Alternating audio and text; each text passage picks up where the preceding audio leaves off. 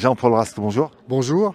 Nous sommes ici à Saint-Genélaire pour la 16e édition du Festival des regards créatifs. C'est Photos dans l'air. Vous êtes le président et le créateur de ce festival. Oui, absolument. On a 16 années d'existence. Enfin, ça fait en fait 18 ans puisqu'il y a eu l'interruption du dramatique épisode Covid qui nous a forcé à reporter 2 fois l'événement.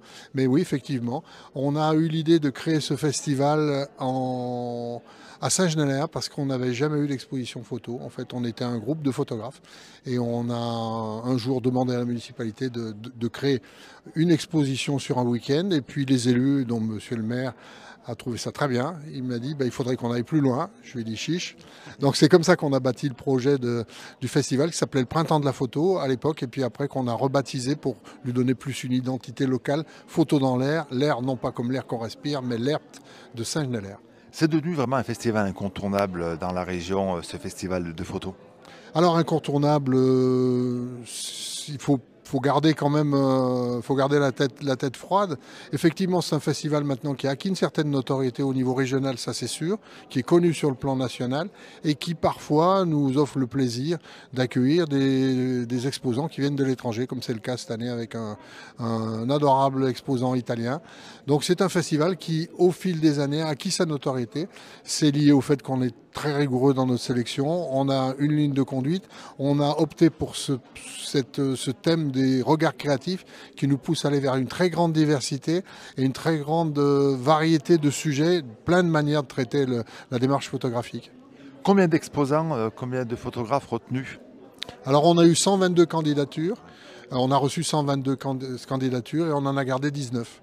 Voilà, parce que après, la place n'est pas extensible à l'infini. Donc, si on veut laisser un espace suffisant à nos exposants pour qu'ils puissent s'exprimer, faire leur scénographie, bien, on est bien obligé de se limiter en quantité. Et donc, on en a sélectionné 19. C'était pas simple. On en a gardé, on aurait pu en accepter 10 de plus, mais on n'a pas pu le faire parce qu'on n'avait pas la place. Donc, on les expose, on met une photo générique d'eux juste en extérieur pour... Bon, qui sont un peu avec nous dans la course, mais voilà, 19 qui sont bien installés confortablement. Salle Louis Richard. Salle Louis Richard, mais on a aussi des expositions à l'extérieur. Et on a, ça c'est nouveau, l'espace Pinatel qui est dans le centre-ville à côté de l'église est entièrement rénové. Et donc on a une salle qu'on peut quasiment appeler une galerie qui est ouverte avec 2 expositions de collectifs et un photographe invité. J'engage les gens à aller voir cette exposition. Ça fait partie de manière pleine des expositions du festival de cette année. Un festival qui court sur une semaine? Il court sur 2 week-ends qui encadrent une semaine, durant laquelle on a des manifestations. D'abord, on a déjà 500 enfants des écoles primaires qui viennent en visite durant les matins de la semaine avec des enseignants qui les accompagnent bien sûr, et nous des bénévoles qui leur font visiter et qui expliquent des séries qui sont accessibles bien évidemment à leur âge. Et évidemment on n'aborde pas les sujets avec des enfants de la même manière qu'avec des adultes, mais on a chaque année régulièrement 500 élèves à peu près. Et puis on a des conférences les soirs, on a des ateliers. Donc on a au total, tout mis bout à bout, peut-être une douzaine d'événements durant tout le festival. Et puis un grand prix qui est décerné, le prix de la photo, c'est ça? Alors on décerne même 3 prix, puisqu'on a le prix du public qui est établi suite au vote des visiteurs.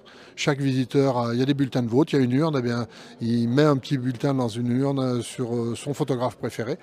Nous, parallèlement à ça, les organisateurs, on va établir le prix du festival qui lui récompense une démarche photographique plus exigeante, plus élaborée, une démarche plus aboutie, en tout cas quelque chose de plus complexe, parce que s'il y a des photographes qui vont vers la complexité et on doit les récompenser, c'est une prise de risque, c'est un talent, c'est un aboutissement. Donc c'est ce que récompense ce prix. Et puis on a un collectif Rhône-Alpin partenaire qui lui décerne une palme à un photographe auteur qui est plutôt au carrefour de plusieurs disciplines artistiques. Donc on a 3 prix qui se veulent équilibrés parce qu'ils ne récompensent pas les mêmes choses et qui ratissent un large spectre, je dirais, d'approche de la photo. Des photos couleur, des photos noir et blanc. Alors là, je vais m'adresser à Jean-Paul, le photographe.